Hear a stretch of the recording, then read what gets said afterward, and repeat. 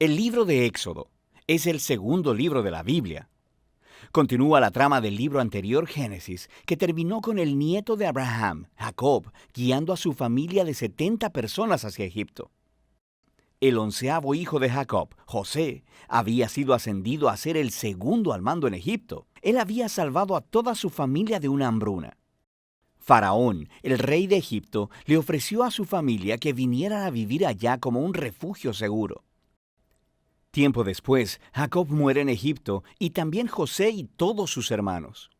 Pasan alrededor de 400 años y la historia del Éxodo comienza. Ese nombre se refiere al evento que ocurre en la primera mitad del libro, el Éxodo de Israel desde Egipto. El libro tiene una segunda mitad que tiene lugar al pie del monte Sinaí. En este video solo enfocaremos la primera mitad, donde siglos han pasado. Israel fue fecundo, se multiplicó y llenó la tierra. Esta frase es un eco intencional de la bendición que Dios le dio a toda la humanidad en el jardín del Edén. Nos recuerda de la gran historia bíblica hasta ahora. La humanidad perdió la bendición de Dios por su pecado y rebelión. Así que Dios escogió a la familia de Abraham como el medio a través del cual restauraría su bendición para todo el mundo. Pero el nuevo faraón no ve a Israel como una bendición. De hecho, él piensa que este grupo creciente de inmigrantes israelitas es una amenaza para su poder. Igual que en Génesis, la humanidad se rebela contra la bendición de Dios. Aquí, Faraón intenta destruir la fuente de bendición de Dios, los israelitas. Él los esclaviza brutalmente, obligándolos a trabajos forzados, y luego ordena que todos los niños israelitas fueran ahogados en el río Nilo. Faraón es, hasta ahora, el peor personaje de la Biblia. Su reino ejemplifica la rebelión de la humanidad contra Dios. Faraón ha redefinido el bien y el mal de acuerdo a sus propios intereses, que aún el asesinato de niños inocentes se ha convertido en algo bueno para él. Ahora Israel clama por auxilio contra esta nueva Babilonia y Dios responde. En primer lugar, Dios da vuelta a la maldad de Faraón, cuando una madre israelita lanza a su hijo al río Nilo, pero en una cesta.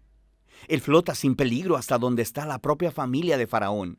Él es llamado Moisés y crece hasta convertirse en el hombre que Dios usará para vencer la maldad de Faraón. En la famosa historia de la zarza ardiente, Dios se le aparece a Moisés y le manda ir delante de Faraón y ordenarle que libere a los israelitas.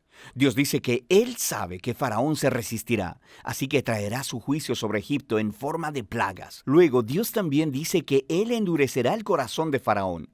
Entonces, se nos presenta la siguiente parte importante de la historia, la confrontación entre Dios y Faraón. ¿Qué significa eso que Dios dice que Él endurecerá el corazón de Faraón? Es muy importante que leamos esta sección de la narración muy cuidadosamente y en secuencia. En el primer encuentro entre Moisés y Faraón, simplemente se nos dice que el corazón de Faraón se endureció. No hay implicación de que Dios hizo algo. En respuesta, Dios envía las primeras 5 plagas, cada una confrontando a Faraón y a uno de sus dioses egipcios.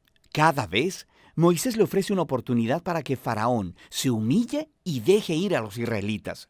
Pero después de cada plaga, se nos dice o que Faraón endureció su corazón o que su corazón se endureció.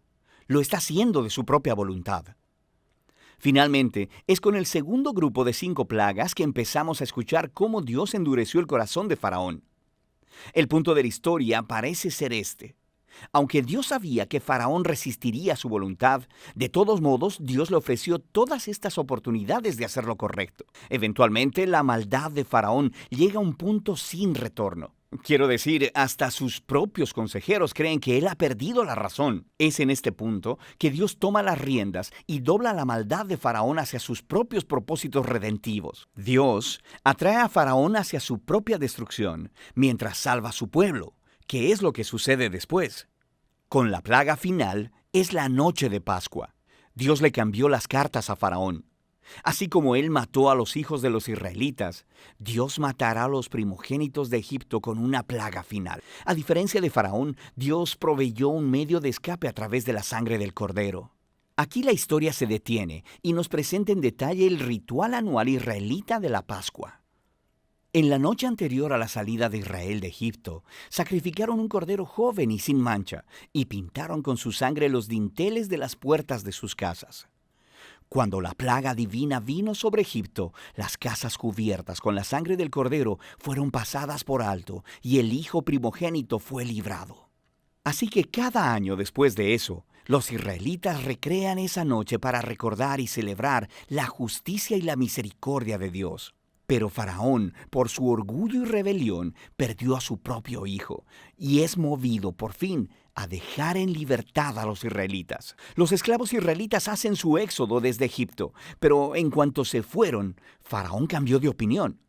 Reunió a su ejército y persiguió a los israelitas para una última confrontación.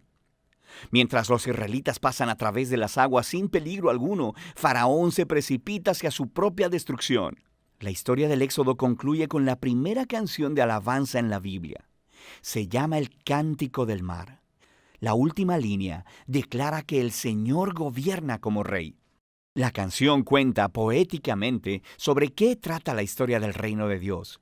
Se trata de cómo Dios está en una misión para confrontar el mal en este mundo y redimir a aquellos que están esclavizados por ese mal. Dios llevará a su pueblo a la tierra prometida, donde su divina presencia vivirá con ellos. Esta historia muestra cómo se ven las cosas cuando Dios es rey sobre su pueblo. Después que los israelitas cantan su canción, la historia da un gran giro. Los israelitas están viajando a través del desierto hacia el monte Sinaí. Tienen hambre, están sedientos y empiezan a criticar a Moisés y a Dios hasta por haberlos rescatado. Ellos dicen que extrañan los buenos tiempos en Egipto. Es una locura. Dios, en su misericordia, provee a Israel alimento y agua en el desierto. Pero estas historias oscurecen el panorama. Nos comenzamos a preguntar, ¿podría ser que el corazón de Israel sea tan duro como el de Faraón? Ya lo veremos. Por ahora, esa es la primera mitad del libro de Éxodo.